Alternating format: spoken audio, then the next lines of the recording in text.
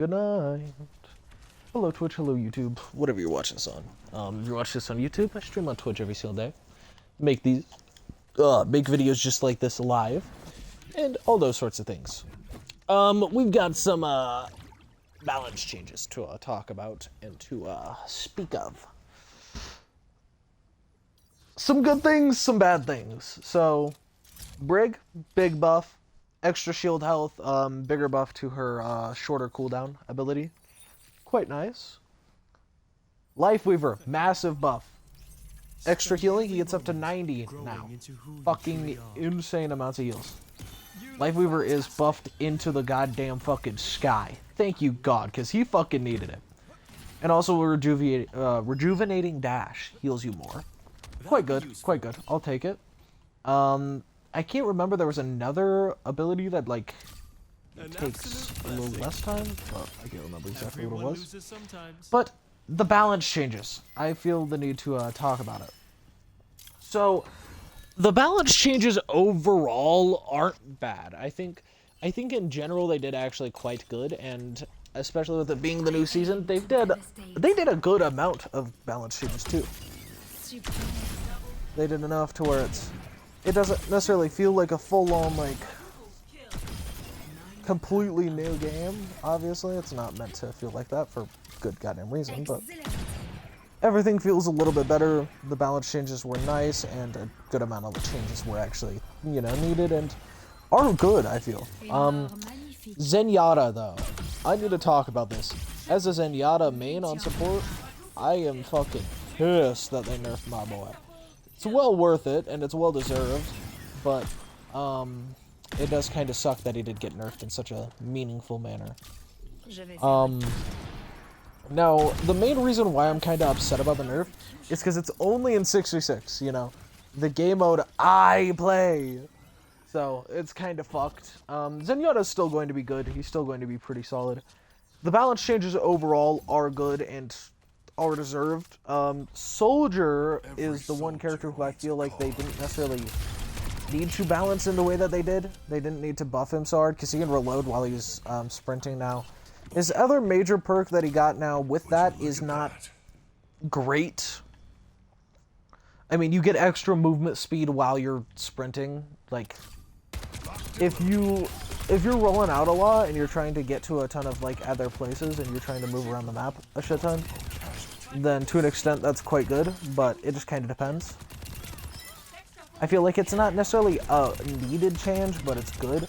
But the thing that I kind of have the issue with in terms of them buffing him is just kind of the fact that he's been kind of fucking nutty recently in terms of his win rates. I think he's at like a 52% win rate with like a 25, not a 25, but I think it might be a 25% play rate. So he's got a pretty decent play rate and also a really fucking high win rate for said play rate. Which is kind of concerning to an extent, just because of the fact that he's already been good for a while, and so the extra buff to him and the extra buffs with him and extra buffs to his kit, kind of concerning, at least in my opinion. I don't necessarily have an issue with that. I'm fine with the Soldier being good. I'm fine with him being meta, low-key. I think a meta Soldier meta would be kind of fun to play around, and would be kind of fun to have. Especially because Soldier's never really, like, full-on meta. Like, Soldier's always kind of just, yeah. Like, most of the time, everyone else is always better to play than him. We got some Reaper buffs as well, as you can see. Dire Triggers is base kit now. Thank God, because, like, I don't know. I always hated taking that perk, because I always felt like there's a better perk option there, but you have to kind of take it, because the extra damage output is just so fucking helpful from Dire Triggers. That's kind of the issue that I have with it, is that it's so useful and that it's so usable that it kind of just outshines clearly better perks. Because I'm pretty sure it was a major perk before. As you can see here, the Shadow Steps cast time is shorter, but it also makes the range of it shorter. Like, that's a really good perk, but it's just kind of it's outshined because of the fact that Dire Triggers is just so helpful. Dire Triggers isn't necessarily a great ability. It's not necessarily an amazing cooldown. But it's kind of the fact that it gives you so much variety in what you can do and in the type of playstyles you can have. Especially with Reaper and especially with the way that he plays. And so it kind of sucks because it's like, oh hey, I'm stuck taking dire triggers. But, I mean, look at the fucking other perk. Shadow Blink. Like, that's crazy. That's a fun-ass ability, and it completely changes how you have to use your Shadow Step and how you use your Shadow Step, you know? Look at this. I can Shadow Step up there immediately. But hey, you're not able to take that because you need the dire triggers instead. Which is like, it's not like dire triggers is useless, obviously not, but like, it does kind of make it a little bit more shitty. They put a base kit, added 3 seconds to its cooldown, and also added a major perk where whenever you use another ability, it'll get off cooldown, so it's not necessarily bad, not horrendous. Also, let me know, this is my first time making a video like this, so I don't know if the game audio is too loud, and if my mic audio is too low. Wrecking Ball got like a health nerf. Winston got a health nerf as well, but he also got his ability, one of his perks base kit. They did a lot of that where they just put perks straight into the base kit. Ramatra got a kinda buff, so RB, he has the fucking Villainous Vortex, whatever the fuck it's called, I forgot, but that's base kit now. The impact damage from it is lower, but it is base kit now, which is kind of nice, I suppose. And to replace it, they gave us Prolonged Barrier, where the duration and the size is bigger. What they should have done is, rather than increase the like duration and size by so much, they should have done like 15%, but also added some extra health. Let's look at that. It's an extra big barrier, but you're not going to have enough fucking health for it to stay alive. That's kind of the issue that I have. And then they made this into his major perk, where he like shoots out the fucking shotgun pellets, you know? And it's like, goddamn. That kind of completely fucks over his regular form, because guess what? Your main damage output is going to be obviously that, and that shotgun perk is really fucking helpful. And it's really fucking nice. And it's really fucking useful. There's a lot of situations where you're going to be able to use that, and it's going to be really fucking nice. And, you know, can't really do that when, you know, it's at a major perk. But it is what it is. Ashe got buffed slightly, but also like kinda nerfed. Which one is it? I think it's the coach gun. She has like a 2-second duration now where you can do it, rather than like the shorter one. Also, I'm pretty sure there is a Bob buff. I think that's what it was. Something like that. I don't exactly remember, to be completely honest with you guys, so I apologize. If you want to go see the straight up balance changes, go check out Karthew's video. That's where I saw them, so yeah. Sigma got kind of buffed, so in 6v6 his shield has less health. It's down to 600. But his and his also fucking one perk, the 40% of Hypersphere's damage restores experimental barriers health. That now doesn't benefit him whenever he hits a like shield, because before you used to be able to hit a shield and it would heal. It doesn't do that anymore. So yeah, it's just a straight up buff. I low-key lied. My bad. But yeah. So Sigma got a well-earned nerf, in my opinion. I don't think he necessarily deserves to be great. Roadhog got a nerf. Bastion got a nerf, I'm pretty sure. Emery got a readjustment in terms of like his perks. Who else? Tracer got a buff. Her like perk cooldown, her perks like abilities take shorter time to get. Brig buff, obviously. Mercy buff. Life over buff. Kiriko nerf.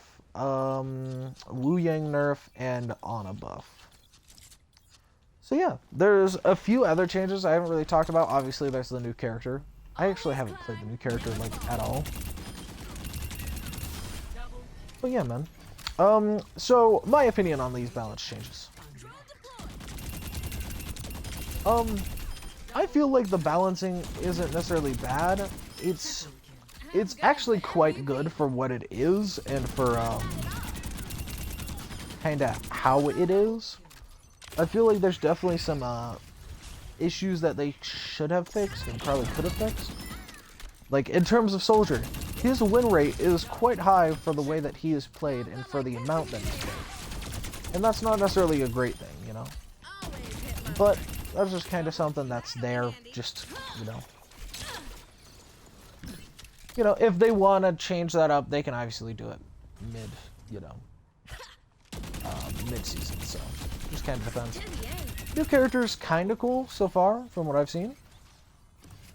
Not necessarily bad. I think they're gonna be kind of fun, but I don't know. Not fully sure. Oh yeah, man. Overall, I think the balance changes are quite overall solid, quite decent. There's a few things that I kind of wish they would have done. Maybe a little bit bigger of a buff for Mr. Reaper, but other than that, not necessarily bad. I liked the balance changes. I think they're good. It just kind of depends on how exactly you look at it, you know. Depends on what you want in Overwatch. Depends on what you want balanced. The Recon class for DPS's got a nerf, I'm pretty sure it was. They do like their like ability to see through walls on certain enemies now no longer works for as long, so quite a decent nerf there. Also, buffing Tracer is kind of concerning in my opinion, but that may just be me. Not sure, but yeah. In general, my thoughts on this season are quite good. The map voting ability and also the random maps are quite good. The ability to see like, oh hey, this map's reworked, this map's changed, you know, as compared to like last season where it didn't like clarify stuff like that. I think that's going to be quite good. I think that's going to be quite helpful and healthy for the game and for overall matchmaking in general. What else? They nerfed controller aim assist by 4%, I'm pretty sure it was, which, I don't know. I don't necessarily care. I don't feel really any difference, to be honest with you, so I don't necessarily care, but at the same time, it doesn't really matter. Aim assist really isn't all that important. I think that controller players can compete just fine with PC players, whether or not they have a shit ton of aim assist, so. Especially in this game. Like, in other games, obviously, it's a bit different, but in this game, I feel like it's really not. But yeah, so in total, I think this new season's good. I think the changes are good. I think the new character's quite fun, but gonna have to play her a little bit more. See, I don't know if there's any competitive changes or anything like that, but we're gonna see the Roadhog nerfs. Great, beautiful. I love that. You guys gotta love when you see fucking Roadhog nerfed, because dear God, that motherfucker when he's in a strong state, it's bad. He gets real fucking bad. But yeah, I think we're gonna end the video here. Not really a lot else to yap about. If you guys want to see more videos like this, let me know down in the comments below. But I thank you guys all for coming out. I thank you guys all for watching, man. I'll see you guys all in the next one, and peace out, chat. Good night, good people.